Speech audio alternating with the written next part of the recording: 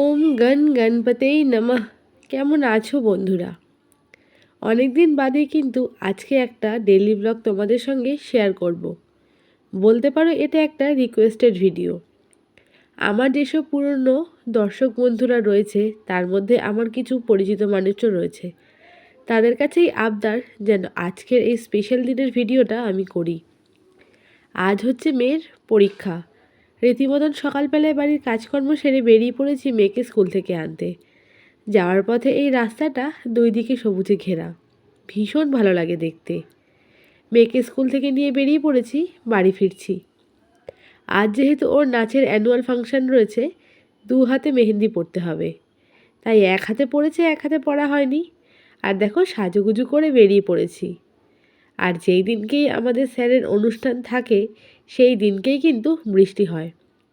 ঘণ্টাখানেক আগে ঝড়ঝড়িয়ে বৃষ্টি হয়ে গেছে, তার ফলে রাস্তা কিন্তু জলমগ্ন। আমরা যাচ্ছি এখন কল্যাণী ইউনিভার্সিটির আন্ডারে এপিজে আব্দুল কালাম অডিটোরিয়ামে। এর আগে বহুবার কিন্তু এইখানে অনুষ্ঠান করে গেছে আমার মেয়ে। আসল কথা, এই অডিটোরিয়ামটা এতটাই বড়, স্যারের কাছে যেহেতু প্রচুর স্টুডেন্ট হয়, তাই প্রত্যেকবার অনুষ্ঠানের আগে কিন্তু স্যার এটাই বুক করে। আর দেখো চলে এসেছি কল্যাণী অডিটোরিয়াম। কাঁচরাপাড়া, হালিশহর বা কল্যাণীর আশেপাশে যারা থাকো, আশা করি হয়তো তোমরা সবাই চেনো। স্যারের প্রোগ্রাম আর বৃষ্টি হবে না, প্রত্যেকবারের মতন কিন্তু এইবারও স্যারের প্রোগ্রামের দিন বৃষ্টি হয়েছে। তো বন্ধুরা কেমন আছো সবাই? সবাইকে ওয়েলকাম জানিয়ে আজকের ভিডিও শুরু করছি। আজ হচ্ছে আমার মেয়ের নাচের অ্যানুয়াল শো, অর্থাৎ ডমরু ডান্স একাডেমির অ্যানুয়াল ফাংশন। তো সেই উদ্দেশ্যেই চলে এসেছি। এখন তো প্রায় অনেকদিন বলতে পারো ব্লগিং করা হয়ই না, তো অনেক দিন বাদেই কিন্তু ক্যামেরা হাতে তুললাম।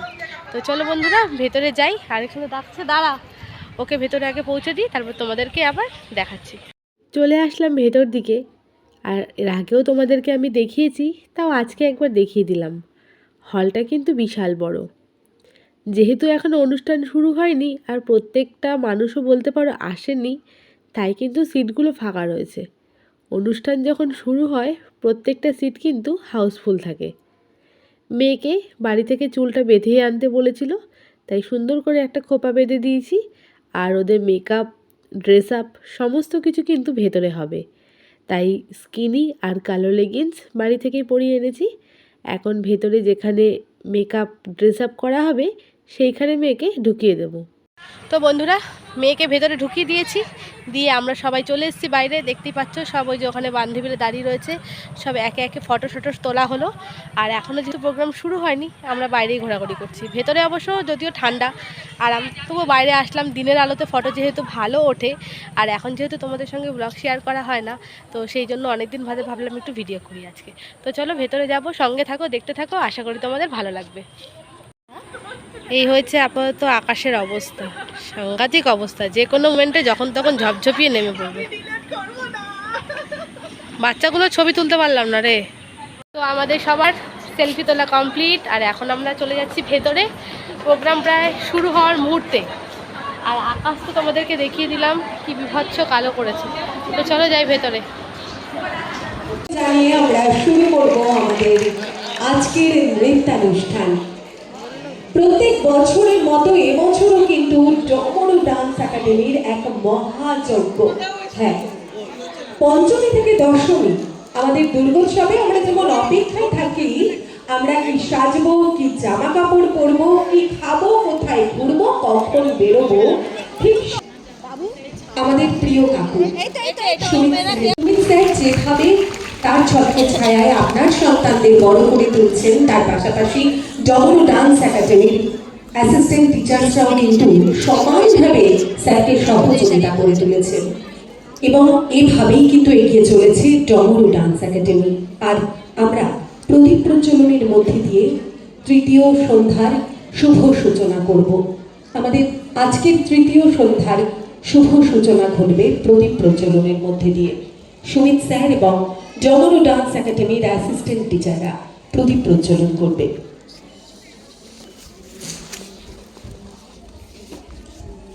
প্রদীপ প্রজ্বলন একটি পবিত্র অঙ্গ বলেই আমরা মনে করি। আমাদের যে কোনো শুভ কাজেই প্রদীপ প্রজ্বলিত হয়। আর তাই তো ডমরু ডান্স একাডেমির 20তম বার্ষিক নৃত্যানুষ্ঠানের তৃতীয় সন্ধ্যার শুভ সূচনা ঘটছে প্রদীপ প্রজ্বলনের মধ্যে দিয়ে। আগুনের পরশমণি ছোঁয়া ও প্রাণী, আর সেই পরশমণি ছুঁয়ে দিয়েই আমরা এগিয়ে যাব আলোর পথে, নতুনের পথে। যা কিছু মলিন টিচার্সরা, যে মানুষটি ডমরুকে ভালোবাসতেন, যিনি বলতেন কোনো কিছুর বিনিময়ে শো বন্ধ করা যাবে না, যিনি ডমরু ডান্স একাডেমির প্রত্যেকটি শোতে বিভিন্নভাবে সহযোগিতার হাত বাড়িয়ে দিতেন, সবটুকুর প্রতি যার ছিল সজাগ দৃষ্টি। বাচ্চারা কোন দিকে যাচ্ছে, তারা টিফিন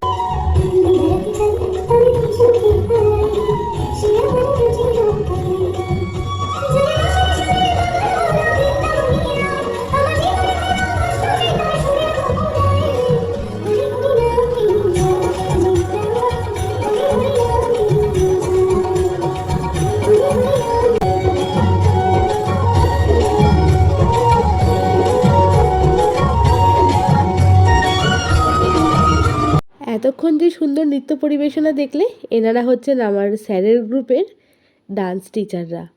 এনারা অনেক কষ্ট করে আমাদের বাচ্চাদেরকে সুন্দর সুন্দর ডান্স কিন্তু পরিবেশন করায়। এরপরে আমার মেয়ের একটা নৃত্য পরিবেশনা।